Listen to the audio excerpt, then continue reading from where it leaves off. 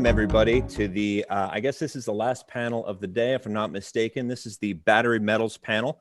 My name is Chris Berry, based out of New York and soon to be Washington, D.C. Actually, I'm on the move, but I am your moderator for the panel today. I'm an independent analyst, been doing this for about 10 years now, and really pleased to lead what I think is going to be a really, really interesting and diverse and dynamic discussion over the next hour. As you can probably see from the panelists, again, these are all industry veterans across academia, across business, across government. So I'm really actually excited to hear what everybody has to say. And so with that in mind, I will go ahead and just do some very brief introductions, so those of you watching know who we're hearing from. To begin with, Dr. Don Sadoway. He is the John F. Elliott Professor of Materials Chemistry, the Department of Materials Science and Engineering at the Massachusetts Institute of Technology. Howard Klein, Chief Executive Officer of RK Equity, also known to many of you as the Lithium Ion Bull. Jay Roberge, partner at Tehama Capital. Keith Phillips, Chief Executive Officer of Piedmont Lithium. Jacqui Murray, Deputy Challenge Director of the Faraday Battery Challenge Innovate in the UK. And last but certainly not least, Mr. J. Chmelauskas, Chief Executive Officer and Director of Camino Corp.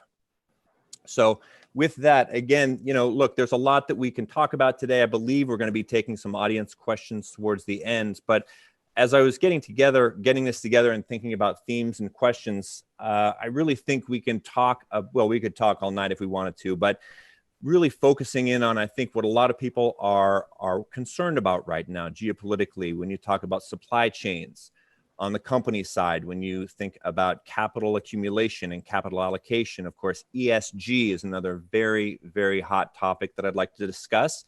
Of course, project and company development. And then I think another really interesting opportunity in the battery metal space, but also a very challenging one, is material science, and really understanding that and how that can affect supply and demand for the raw materials going forward. So those are just some of the themes that I'd like to touch on with the panelists. And so I will step aside, but look, we could start almost anywhere. I think if we were having this discussion in, say, January or February, it'd be much different than it is today. Of course, with COVID-19 kind of hanging over the raw materials sector, I guess maybe that's where I'd like to start.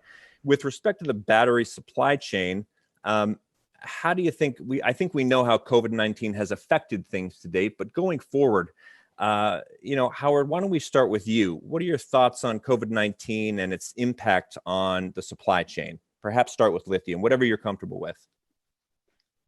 I think sitting here today, just looking at the past kind of 3 months compared to maybe 5 months ago or 6 months ago when this first started, COVID-19 is proving to be an accelerant to the EV thematic, in particular in Europe and as well as in China. We'll see what happens kind of here in the US from a government policy perspective. But the fact that Tesla has quintupled in value in the past kind of short period of time has led to a bunch of EV related companies going public in the US stock exchanges. At the same time, the monetary and fiscal stimulus, to some extent a weak dollar, has significantly increased commodities in gold and but also stimulus in China, et cetera. So I'm feeling relatively optimistic that the theme of EVs, right, and commodities are a bit lagging, but to the extent that we're concerned about, raising capital for projects in the mining space, I think it's going to start to get easier in time. Lithium is, reacting a little bit with a lag because, EV sales are better than ICE sales, but overall car sales are not great. But I think the opportunity with a 6 to 12 month time horizon is quite positive, and we'll see what happens. We're having an election here in the U.S., so that could impact things, in a number of ways. But I think the trajectory, led by Tesla and led by Europe and China, the trajectory for the EV battery material space is positive, and you'll see capital raising improve. And you're starting to see it, and sustainability and as part of that. So financings have happened recently in the lithium space specifically, where sustainable finance was highlighted. In the case of Livent's convertible bond, in the case of Pilbara, reducing their 12% debt to 5% debt. Sigma, another hard rock company, got 5% debt. Both of those last two were from European banks. So the availability of finance is going to get easier. It hasn't yet translated into all equities in the lithium space, but nickel has started rebounding based on Elon Musk's comments. And copper's rallied, gold's rallied. The animal spirits for mining finance are percolating significantly, and I think that's going to accelerate into the end of this year and into next year. Any other comments, perhaps Keith or Jay? I know you're sort of dealing with a lot of the issues that Howard had just mentioned. Any comments on your views on the space, capital raising? Yeah, well, I mean, just in terms of from the copper standpoint, I mean, we're here to talk about battery materials, and one of the points I want to make is I mean, if you look at a battery, there's as much, in fact, more copper in a battery than lithium. And that goes the same for nickel and cobalt. So, it's an important metal, in the battery space. Although it's, I mean, if we have, a 1 to 5 million ton lithium market projected going forward, you've got as much or more copper in that same battery, which entails, a 1 to 5 million ton copper market going forward. Now that doesn't double and triple, like the lithium market, but it would add, another 25% to the copper market, which is very significant, demand driver. But on the supply side, with copper this year, we saw an immediate drop in price when COVID, the pandemic hit, just over the $2 a pound range, and it's rebounded up to $3 a pound now with Chinese demand coming online. But there's a few, delinks out there. I mean, where the scrap market has been impacted, so a lot of that, supply from cathode has gone, to store up that, those markets. And I was just reading today, Las Bambas, which is a big copper mine in Peru, which is where we're located. It was down 30% through COVID, and now it's back up and running. And actually, Peru now is about 2% below their production rates from last year. So Peru has come back online, in terms of copper production. And Peru is the second largest copper producer in the world. Interesting. Keith, any comments you'd like to tie this up with? Sure, I'll just echo the comments both Howard and Jay made. I'm surprised. I think we're probably all surprised by how fast broader markets have rebounded after the initial COVID reaction, and that's great. In the EV space, it's wonderful to see Tesla doing so well. It's wonderful to see such strong growth this year in Europe. EV demand generally up over 100% in Europe year to date, which is fantastic. And I think that's good. I think we're at the point where we're past the tipping point, and demand is just going to continue to increase. And Jay made a point, I think, which is a good one. I mean, I'm very bullish on copper. I think copper goes back to $4, but copper is critically important to electric vehicles. But copper's already a really big business. Lithium's a tiny business. And the EV market is really what's going to make lithium special. And Howard likes to talk about lithium 3.0 coming. I think that's right around the corner. You've had a bull market 8 or 10 years ago when Jay was back involved with Western Lithium. He had a big bull market in 2016, 17. And we've had a very difficult 28 months or so. And it's clear to me things are turning. Lithium demand is very, very strong. There's one project under construction, although it's even halted because of COVID-19. There's really no new capacity being built currently, literally none on the upstream side around the world. And when you talk to the big battery companies in Asia, which we do, there are a few of them that each need more lithium hydroxide to meet commitments for 2023 than the entire world will produce this year. So there are 3 that have told us they each independently need more than the entire world will produce this year. That means a tripling. That doesn't include an awful lot of other battery companies and battery projects that are coming online. So I think there's a wave of demand coming. There's no supply to meet it. There's only one outcome that's possible from that. And I think the capital markets are really missing it. Howard talked about the new IPOs via SPACs in the US in the electric vehicle space. The EV market's been on fire. Tesla's up 400%, but so is Workhorse. Blink Charging's up 300%, et cetera. But the real disconnect is the lithium equities are generally year to date flat to modestly positive. They have to catch up. I mean, there's a point at which they have to catch up for people to fund projects. And if that doesn't happen, people won't develop projects. There won't be enough lithium for these vehicles. So COVID was, it's interesting. I was very bearish and very negative and worried, frankly, for all of us back in April. Our stock fell 50%, it rebounded. I'm now, we're getting through it, which is great as an economy globally, which is a very pleasant surprise and good for all of us. And I think we're going to have a very exciting next few years in lithium and copper and other battery metals. Interesting. And Chris, Jacqui, Chris, go ahead, Jay. Yeah, I'll just add in. I agree with the other comments, but one of the things you say, Chris, which is very important when we look at this COVID world, is the geopolitical situation that we're in, and certainly. I think that on the application side or wherever you are in the supply chain, the world's going to revisit globalization, just-in-time inventories. They may be looking more for local or proximity supply, and they certainly have learned that it's a very high risk. It's a classic rule in technology is never to have a single point of failure. In your supply chain. So relying on one specific supplier for one specific thing they may look for redundancies there. But I think proximity and the whole revisiting of globalization is going to factor in here. Okay. All right. Thank you. Well, I want to bring Jacqui and Don into this as well, this discussion. And Jacqui, maybe if we can just start with you. Howard talked about the thematic accelerating. And Jay just talked about this revisiting of globalization and trade flows and so on and so forth. And, maybe just for the benefit of everybody watching, if you could just talk a little bit about the Faraday Battery Challenge, what that is, kind of the background and your role in it, and then maybe address what you're seeing with respect to the thematic accelerating or something along those lines. Sure. So thank you for having me on. I'm not in mining. I am an extraction metallurgist, though, from steelworks, and I have actually regulated heavy industry and mines. So my background's a bit different. But for the last 3 years in the UK, I have been running the Faraday Battery Challenge, and we have invested 274 million in battery technologies. Now, EVs are slightly different. Obviously, you touched on copper and all the other motors and power electronics and everything else that goes into them.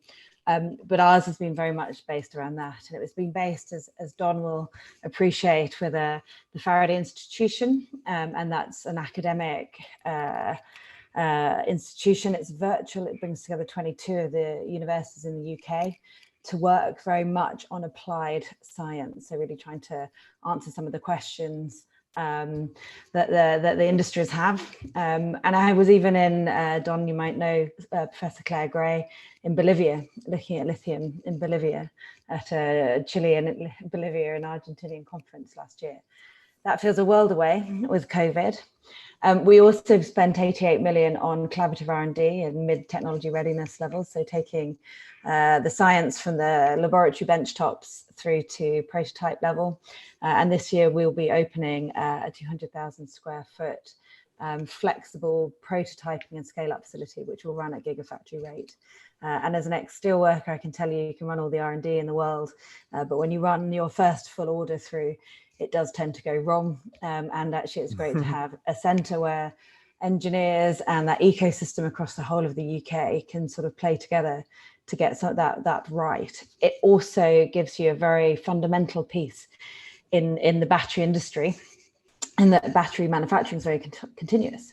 And actually what you don't want to do is mess around and run trials on those continuous lines, particularly when you're in a market as they are at the moment. They want to sell you millions of batteries and they want them all to be vanilla. So it's a great space where we'll have a lot of collaborative companies. In terms of COVID, what's been really interesting is it's delayed the opening because of you're commissioning world-class kit from all over the world, from Italy to South Korea to China and Japan, and you can't fly these guys in. because of COVID. Yeah. But actually the order book discussions, companies that want to come and collaborate in this space hasn't decreased. We've seen real appetite for it now. There's delays in all of that. But it feels like there's a risk reward calculation going on. I guess 2 years ago, we would have looked at aerospace and thought that was low risk, right? And the electric vehicles was a higher risk, and batteries in particular. Perhaps not now. It's the other way around. And Don, again, maybe just to bring you in on this, just your general views on everything we've talked about thus far about maybe this thematic accelerating. And obviously you've got a unique take and a rich sort of history here. You know, in my research for this panel, I had read an article where you were quoted. That was actually, I think, from a website called Grist. And it was referring to Apple, actually, and how they're going to be producing carbon-free aluminum. And you were quoted as saying, this is a pivotal moment. And I was just wondering if you could elaborate on that a little bit, what you sort of meant by that and what you think this means with respect to companies and sort of ESG, which is the direction I'd like to take this. Well, there's no question that for 125 years, people have been striving to get rid of the consumable carbon anode out of the production of aluminum. And then if you couple that with the way things are done in China, where you burn coal to generate your electricity, the carbon footprint of aluminum is very, very big. So if you get up into Quebec, where you've got a superabundance of hydroelectric power, and it's very, very cheap. And so put that with a oxygen evolving anode. Now you, instead of making carbon dioxide as your byproduct, you have actually two products. You make liquid aluminum at the cathode, and you make marketable oxygen at the anode. So I think that was a very important one. And what I've been working on in parallel is looking at decarbonizing steel, because you can say what you want about aluminum, nickel, and do that, but 99% of the metals industry is steel, and it's very carbon intensive. Mm-hmm. And if we could make steel with zero greenhouse gas emissions, the number in 2018 was just shy of 2 billion tons. Right. And that's about 3.33 gigatons of CO2. And that's 9% of total CO2, not 9% of the CO2 that comes from manufacturing. It's 9% of world CO2. And if you could put a dent in that, that's something worth shooting for. So for me, it's an exciting time to be, because I'm actually a metallurgist as well, Jacqui. Only electrometal. Everything for me is electrochemistry. So moving over to batteries was easy, because I just had to reverse the polarity. And But the other point I want to make is that from an academic standpoint, let's not forget that lithium has been fantastic. It's been with us for quite some time now. And if you imagine we were sitting here, say, in 1990, the conversation would have been about nickel metal hydride, and man, this has changed the world, and we're going to open up a new nickel mine, and we're just grooving, and all of a sudden, out of nowhere comes lithium ion. So, I would like to see that happen again, and because lithium ion, with all these electric cars, what that's going to mean in terms of demand on the electricity supply. And with the pressure to put in the intermittent renewables, if we don't have proper storage with intermittent renewables, this whole thing is going to come to a choke. Not going to work. Yeah. Interesting. Well, maybe that's a good opportunity then to pause for a second, because I think, look, we know that lithium demand is going up. We can argue about where it's going to be in 5 to 10 years, but I think that, all of us envision, I think, Jay, to your point, a larger lithium market, a larger copper market in 5 to 10 years. And of course, that I think has put ESG on the map more than anything else. And it's, look, it's been, I think, a debatable topic to date.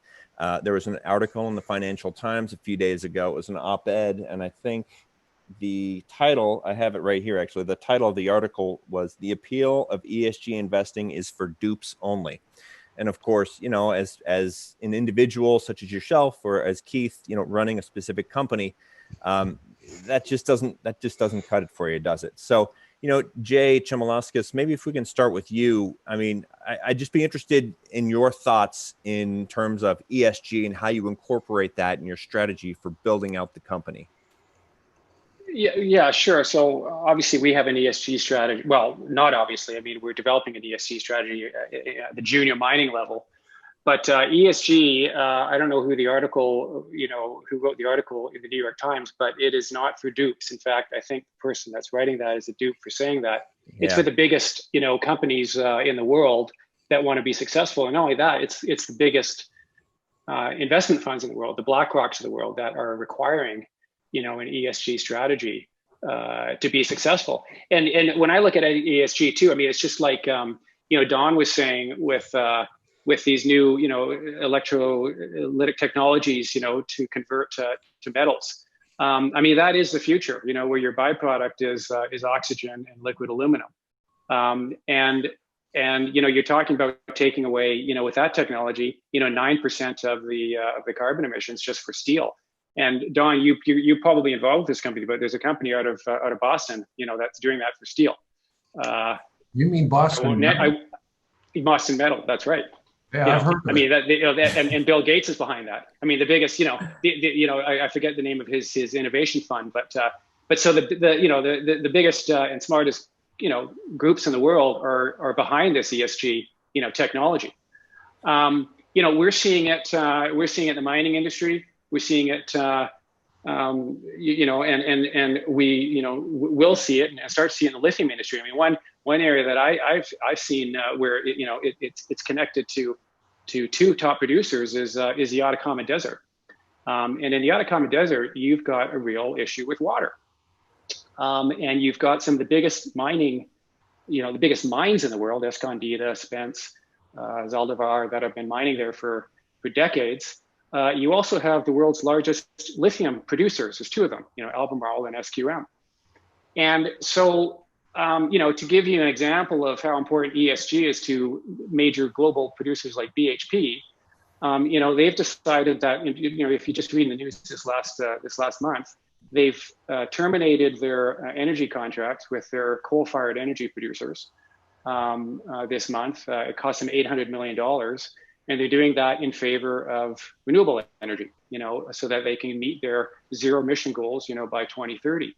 Yeah. The other thing they recognized is that, you know, in order to continue to produce at Escondida and Spence, which are, you know, the world's largest copper mines, they need a water solution long term. So they've decided, this is 3 years ago, to invest $3.4 billion to bring seawater up to the Atacama Desert, you know, in order to keep those mines going. Now, mines like, you know,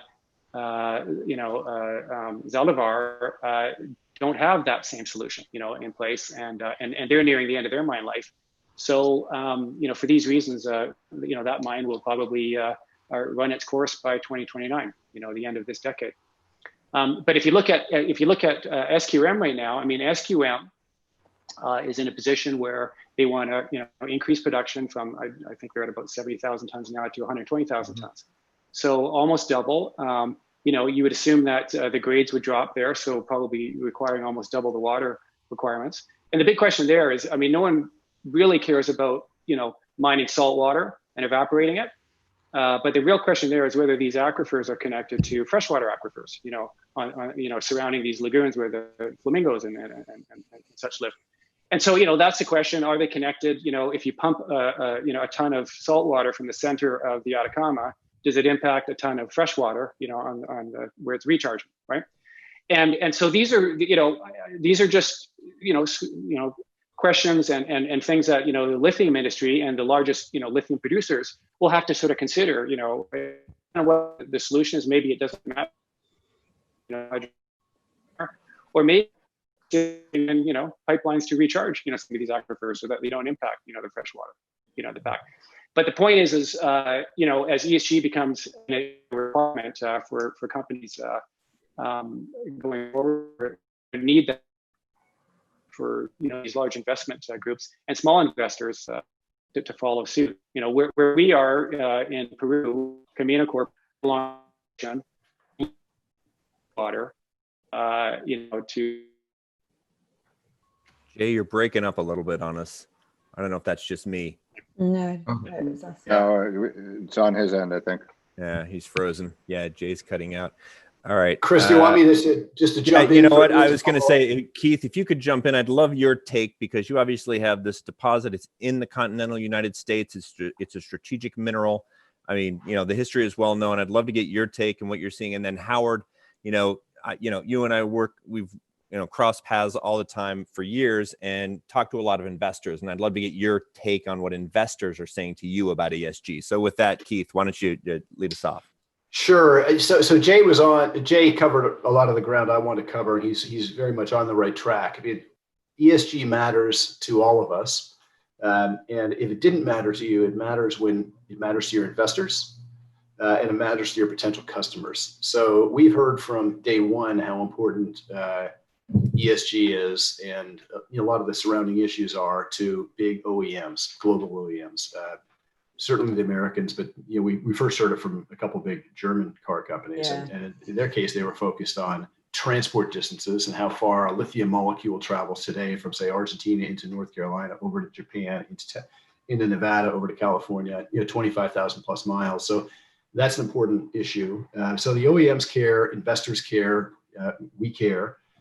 Fundamentally, I'd say number one, people understand that EVs are cleaner through the whole production cycle than internal combustion engines. So they're good. Net, that's good for the economy. The question and for the environment, the question then is, what source of lithium and what kind of production approaches do people take, and what is demanded and preferred by automotive companies? So VW and BMW in 2019 each independently had pretty strong statements that their preference.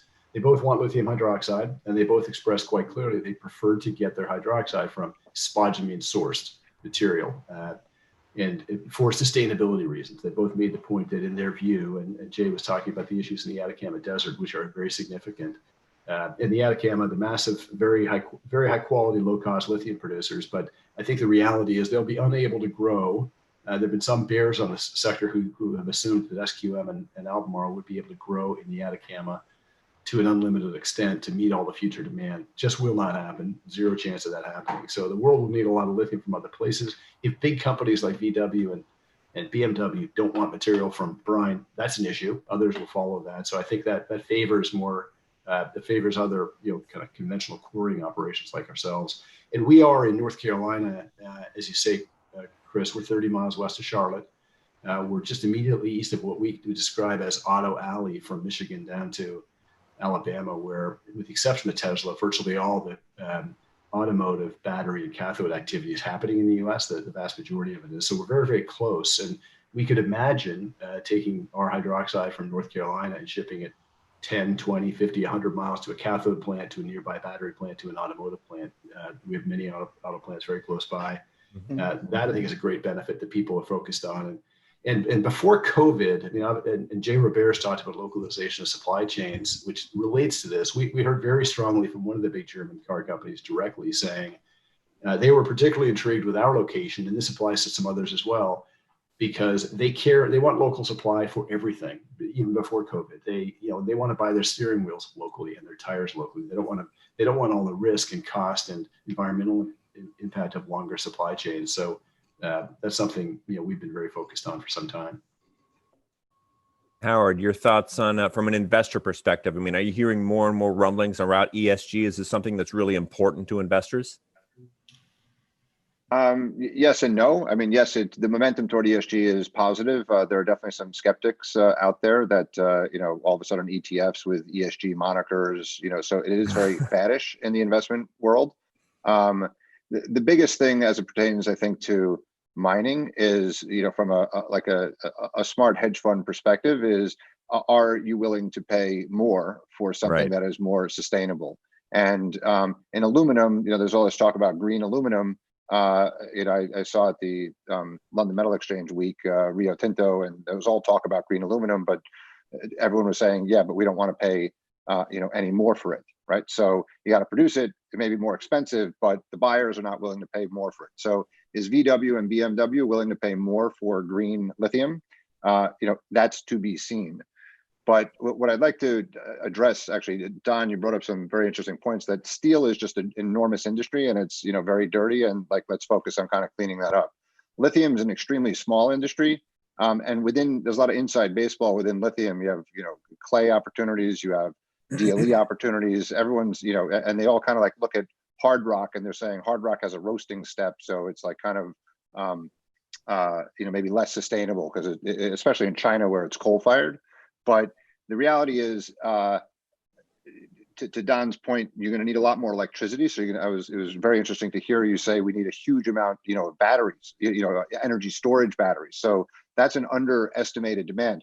The reason Albemarle, the reason Ganfeng are investing so much more in hard rock 2 hydroxide is because it's much faster to scale. It's much more reliable to scale, and it's why it's considered more sustainable, not only by BMW and VW, and also Tesla, who says they get their lithium from Australia, but also from BNP and SG in those deals that I mentioned with Pilbara and Sigma. These are sustainable finance for hard rock mining. That's actually you should be celebrated, because that's you wouldn't think that mining and sustainability would go hand in hand out of European lenders.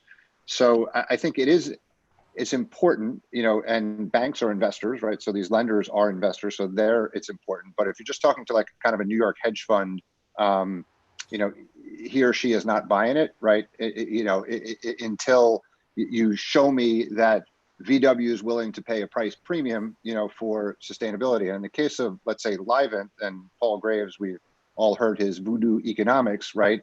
They're saying grow as fast as you can, and yeah, sure, you're sustainable, but we're not willing to give you a reasonable price with any long-term visibility, even though you use some DLE in your process. So they're not. So it's there. And the final thing I'll say is in Livent's case, the convertible bond that they did was under kind of some sustainability principles, but the pricing of that bond was not noticeably different than just a regular convertible bond. Right. Excellent.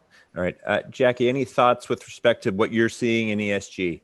So I just thought it might be useful because you missed off who else it's important to. And as an ex-regulator for 14 years in environment, it's important to us. What you don't see, and I think Howard's absolutely bang on, is the difference in long-term return because of ESG. But I am, for the first time in my memory, as 10 years on a steelworks and 14 years regulating steel, oil and gas, power stations, you name it, seeing ESP being used to leverage strategic investment. So I mean that on a country level. So the UK, we are talking about how green our grid is, how much renewable energy we are bringing online and has come online in the last 10 years. So we have a very green grid comparatively. Don, you'll be glad to know Ben Nevis has a hydropowered aluminium smelter as well, owned by Liberty. So there's this overwhelming sort of vagueness around ESG, but the regulators in Europe are the ones that I think you need to watch, because the eco-design directive that they have takes an LCA approach, and actually they've already done an initial study into different battery types and different electric vehicles. I think you'll see efficiency in electric vehicles start to play a major part. And here, I don't know if it's the same in the States, we have energy efficiency ratings on our washing machines and our white goods. And actually it's the way that they can also regulate the poorest performers potentially for electric vehicle batteries out of the market, as well as influence consumer behavior. Interesting. Okay. Chris, can I just say one thing in response just to Jacqui? Do you see a carbon border tax Europe has kind of talked about, and Ursula, I think at the European Commission, kind of talked about? That's a way to kind of level the playing field, or make, let's say, Chinese lithium more expensive. Do you see that happening? I guess just carbon border tax.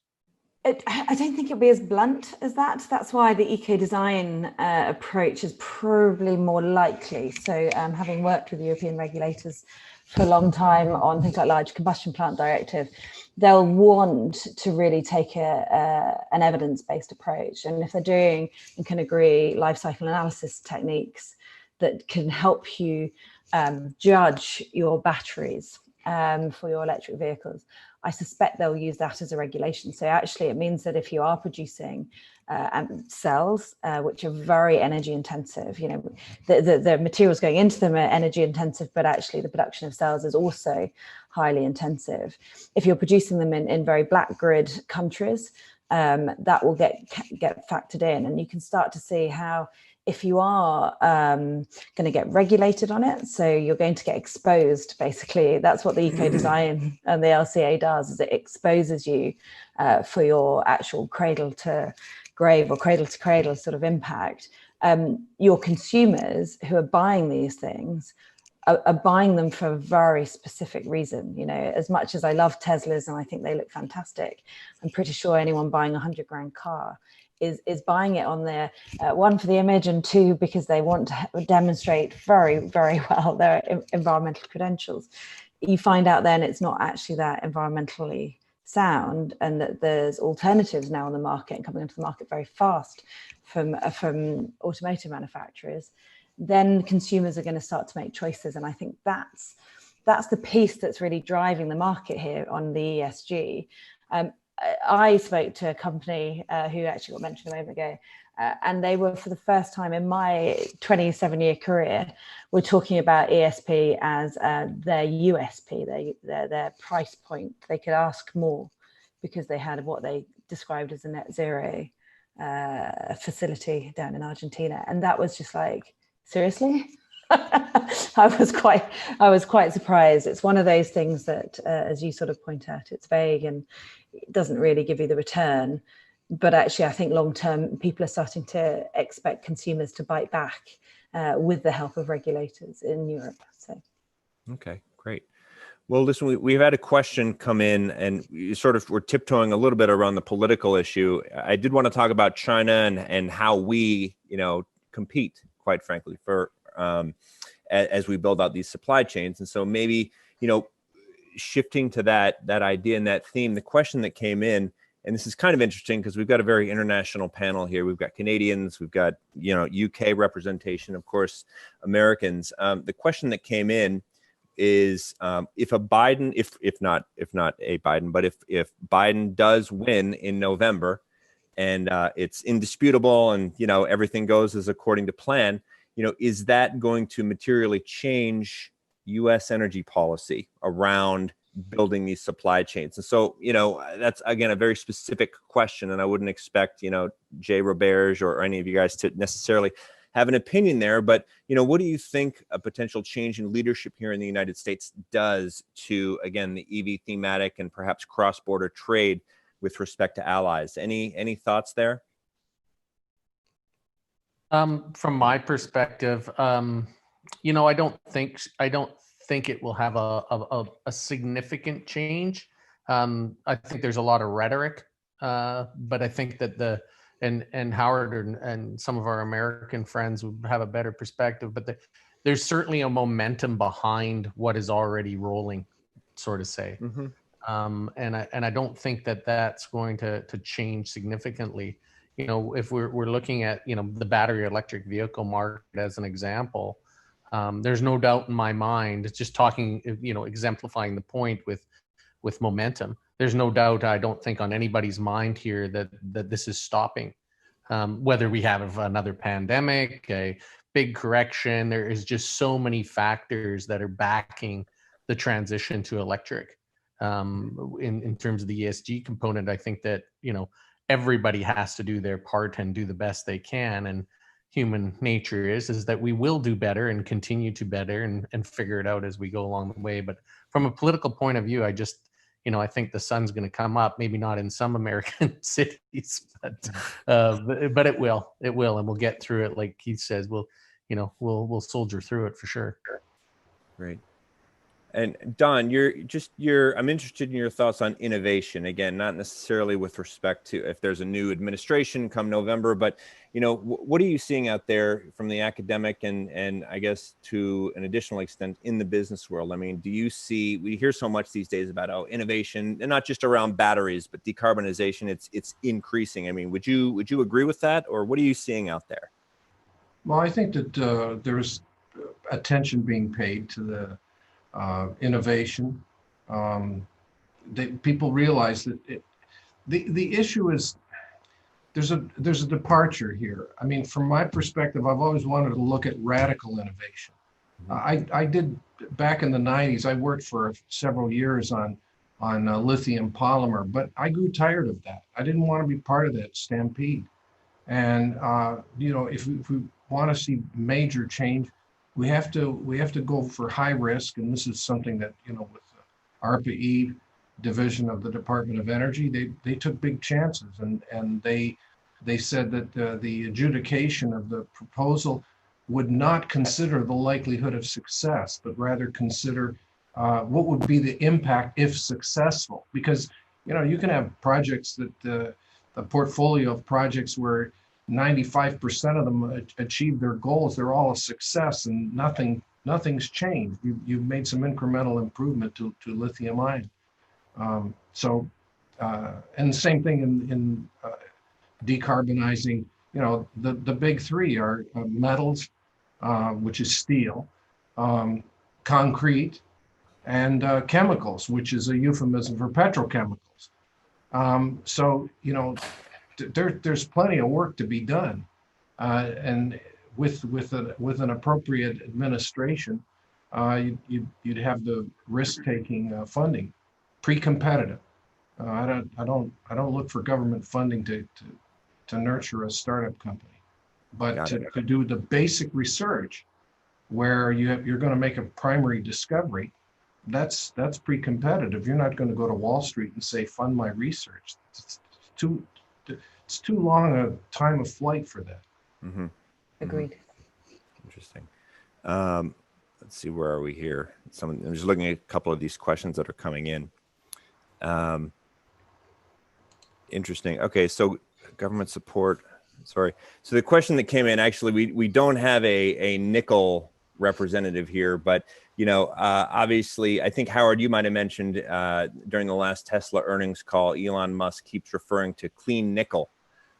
Is there such a thing, for low cost, long life laterite mines? I mean, I don't necessarily expect you to answer that question. You can certainly address it if you have any experience, or anybody on the panel for that matter. But, Howard, I know you do a lot of work with direct lithium extraction, and the whole sort of idea here is doing this cleanly, doing it at a lower cost, and doing it more sustainably. And I feel like, we've heard about these technologies for a long, long time, and they've never really broken into prime time. So maybe just, if you wouldn't mind, just sort of addressing your thoughts on some of these extraction technologies, whether or not it's specific to lithium or nickel or what have you, and kind of, do you think they're really ready for prime time, and hopefully, ready to hit this, or I should say, fill this potential gap mid to later this decade for the demand that we think we're going to be seeing? Okay, that's a lot. So I don't know a ton about nickel, although I've been getting educated in the past kind of month. We're doing a little bit of work for Talon Metals in Minnesota, which is a high-grade, sulfide deposit. And from what I understand, that is a very clean process. The HPAL in the Indonesia and putting a lot of the waste in the ocean, seems dirty, but I'm trying to better understand that. But as I understand it, Talon has some potential to go from a concentrate straight to a sulfate, so potentially cutting out a number of the steps that are normally used for making nickel. But I'll table that for another panel in the future. With respect to lithium, there's direct lithium extraction that Eramet is, I think, sunk the most into this, with their technology in Argentina. They invested $150 million and they ended up not going ahead with their project. There's been Tenova Bateman, and even POSCO, in years past. I know Jay, when we were working together, and they tested some stuff in Argentina. So every brine is different. Every technology, being applied to it is different. So, E3 Metals is partnering with Livent to try to figure out how to get their, oil field brine up and up. So I believe that technology being applied to these, differentiated brines will have some impact. They need to have impact. They need to get funded, but I don't think they're going to impact supply in the lithium space until kind of after 2025. I often speak I talk about 2030, and the lithium market, if you believe, we're going to be at 25-30% penetration, needs to grow 6 or 7 times from 300,000 to 2 million. And that's like 75 projects of 20,000 tons chemical production, that need to be financed. And all of those projects require $500 million. So I think that DLE projects, in total could be 10% of that, right? And the various companies who are currently competing in the public markets to kind of like get their story out and raise capital for that, they should be funded, to a degree. But we should not lose sight of the fact that we need to move fast. So Elon Musk is mine more nickel, right? This tells me that he doesn't want to invest in nickel, right? He's kind of like downplayed lithium and talked about it as just like, oh, it's very common and like Standard Lithium, he read an article on Clean Technica and he said, that looks promising, et cetera. But I think he's probably pretty paranoid about lithium for the reasons that I just kind of expressed to you. And he's getting his lithium mostly from hard rock. Hard rock is where Albemarle is saying, is the most scalable technology.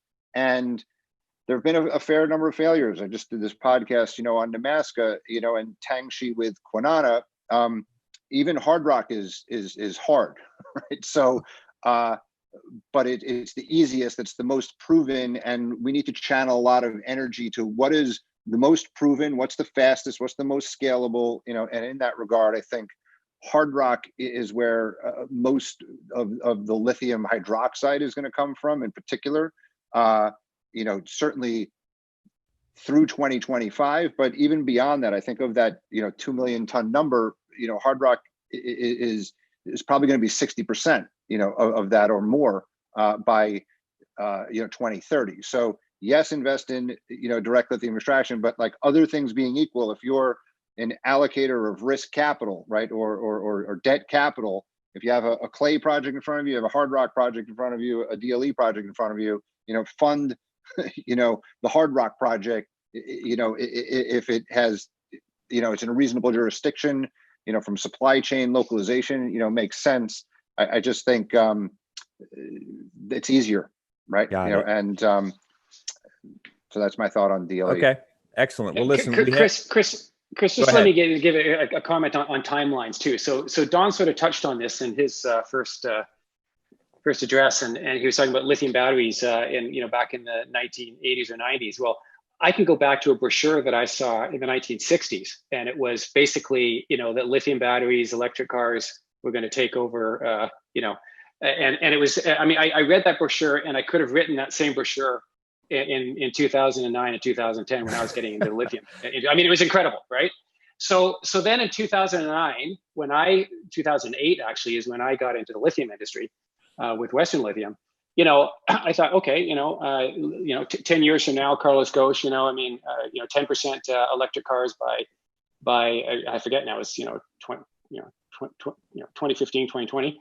Anyways, we're at 1%, but we are near that hockey stick, demand, and so the next 10 years, it will come, but it took 10 years, and there's been various lithium, processes that have been developed over those 10 years, for the demand to come. And looking at nickel, the first time I looked at a pressure acid leach laterite deposit was in 1999, 2000. So we were looking at Goro, we were looking at Mirren, we were looking at, I think it was like Resolute, there's 3 Australian projects. And they all, it was game-changing technology. It was going to reduce the cost curve.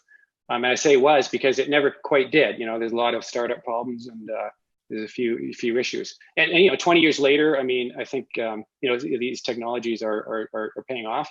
But So, I mean, this marathon that we're in here, it's, to develop these new technologies and new sources of materials. But nothing's going to happen, with a tweet, in the next year or two. I mean, it's we're in a decade to 2 decade long cycle here of renewable energy, electric cars, and raw materials to supply those. Okay. And new energy, transition energy. That's probably a great place to stop. Unfortunately, I'm being told that we are getting the hook and we're out of time. I had a few more things to ask everybody. This has been a great conversation, but I did want to thank each of you for your time and your insights. And I'm sure I speak for everyone who's out there in cyberspace watching as well. They feel the same way. So thank you all. And thanks again to Minds and Money for putting this together. Thanks, everyone. Thanks, Chris. Thanks.